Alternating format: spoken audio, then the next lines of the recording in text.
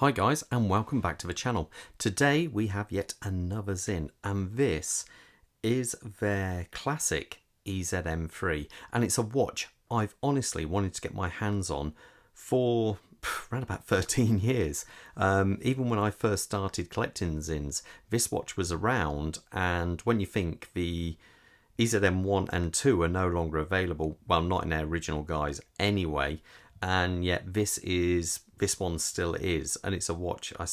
It's honestly one of the first times I've ever actually got to handle the watch, and I really like it. And for this, I've got to say a big thank you to Ryan and the team over at Francis Gaye of Coventry for allowing me to review this watch. They really are the top, I would say, the top dealer in the UK for Sinn watches. They've got a great selection, can get you a watch, no problem at all. Give Ryan or a member of the team there a call if you can't make it into the shop, and I dare say they'll sort you out a good price and get the watch posted out to you ASAP. So, as I say, the EZM3. I'm not joking. This is one of the first times I've really got to handle the watch. I've seen them in shop windows, but never actually, got my hands on one. And I'm so glad I have, because it's great. It really is Sinn's entry level into the EZM range. And we'll talk about that a bit more in a minute. But let's talk about sizes first. It's a 41mm watch. It's only 12.3mm thick, which actually makes it quite slim. And we have a 47mm lug-to-lug position across the length of the watch there. And the strap size is 20mm. Now let's get in on that dial a bit. Now, the EZM range of watches I love. They're all purpose-built watches for, they've got a real purpose behind them, and they look great. And this is no exception from that. You can see, as we look at that dial, we have these very sort of like narrow hands, which really makes setting the watch, accurately incredibly easy. The matte black dial doesn't reflect or anything like that. It just makes it clear and concise to set the time and read the time, even to the point that the date window down there at a 3:30 position is actually in the same colour as the dial and in red, so you don't read it straight away. It doesn't detract from the time of the watch, from the time reading of this watch, and I think it looks great. Now, we do have the numbers going around here. There are two differences of the EZM3. There's the EZM3 and the 3F, which doesn't have that. Horses, of course, depend on which one you actually prefer, but they both look tremendous. Now, as you can see, actually, before I state, the lume actually on this watch is very good. It really is sharp and concise. You can see everything, and it lasts for quite a decent amount of time. Now, what I was saying is the AR coating on this watch is actually very good. You can see there's not a lot of reflection. It really does do a good job on it. They have done a good job on this watch. The actual crystal is sapphire. It's flat, say double coatings of AR both inside and outside. But as we come out from that, then we have the bezel. And this is their classic kind of look with all the rest of the EZM range. If I turn it, see. Actually, that's quite nice. It's very solid. Let's see. Is there much back? There's a bit of there is a bit of back play, but it lines up perfectly.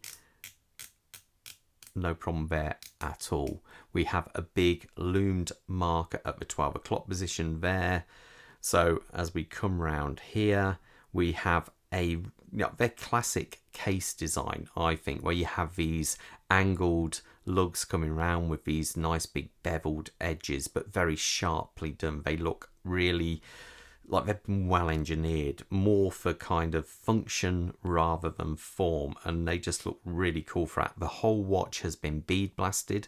Now, the reason they do that, it stops on reflection, and also it does help harden the steel a little bit when you do bead blast it. Now, what you see here is part of Sinn's AR technology. So I've said it before, but I'll go quickly through it. All watches, if there's air, oxygen, whatever, underneath the dial, there is the potential for moisture. If you leave a ice cube on the face of a watch, leave it out on a period of time, you'll get condensation under the dial. And that's for all watches, not just low-end stuff, but mega high-end stuff as well. You will get condensation. It's just a fact.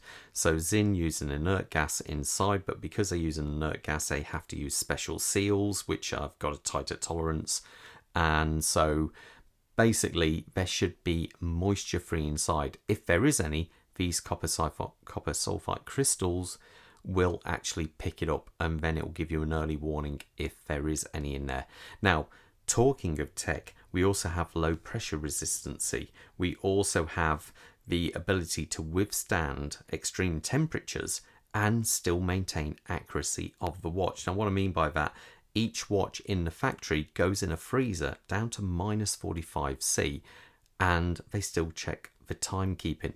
It also then, they reverse it and go all the way up to 80°C to check that the timekeeping is still solid. Now, the way they do that is with special oils. And so if you've got all this tech, you actually get a 3-year warranty with the Sinn watch.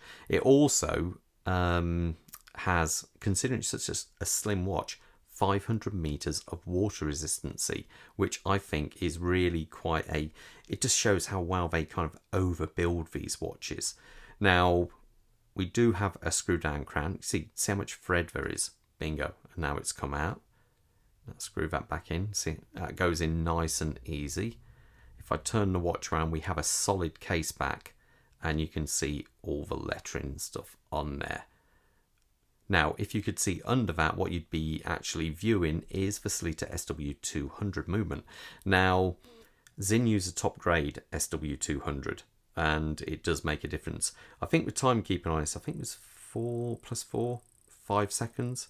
So still within chronometer specs, which is really quite impressive. Now, this one here has the silicone strap with the buckle on there, but it is available in different options.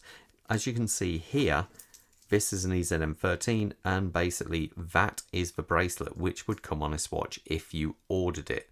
So you can actually get it on that bracelet, or you can have it on the silicone strap with the clasp. You can either have the adjustable one, which I think possibly is a bit too big for this watch. As you can see, it's longer than the watch.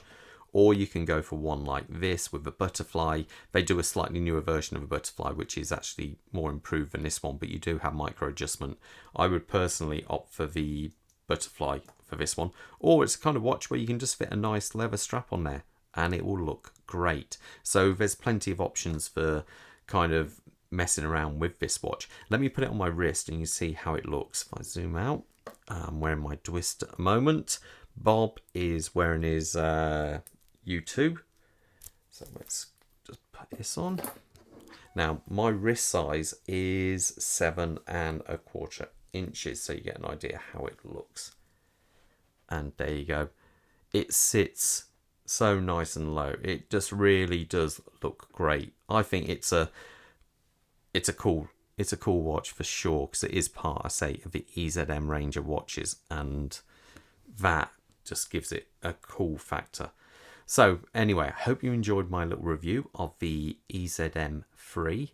And if you want any questions about it, yeah, feel free to drop me a message in the comments below. I'll leave in the description a link to where you can buy it from Francis and Gaye.